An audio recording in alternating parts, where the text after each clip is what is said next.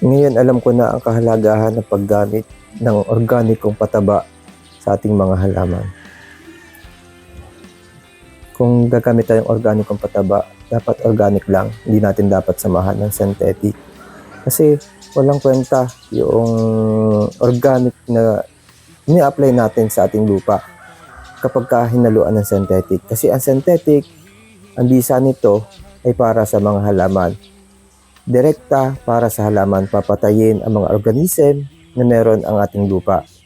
Samantalang ang organic naman, bubuhayin at patatabayin ng mga organism na siyang namumuhay sa ating mga lupa, at kapag mataba na ito na yung makukuha ng ating mga halaman. Kaya tuloy-tuloy ang paglusog ng ating mga halaman. Samantalang ang synthetic, kapag naging acidic na ang lupa o namatay na mga organism ng ating lupa, unti-unti na rin hihina ang pagtalab ng mga synthetic na ito para sa ating mga halaman. Kaya nagiging masakitin ang ating mga halaman. Kaya kung sa palagay nyo na ipagsabay ang synthetic at saka organic na pamamaraan, mag-isip-isip na tayo. Ako, titigilan ko na pagsasabay sa dalawang ito. Kung organic, organiko. Kung synthetic, synthetic lang.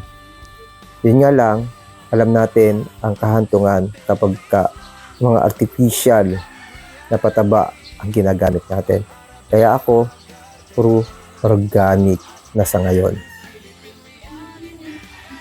Aming kaagapay sa bawat hamon ng bubuhay, ang campsite na ito, ang pabalik.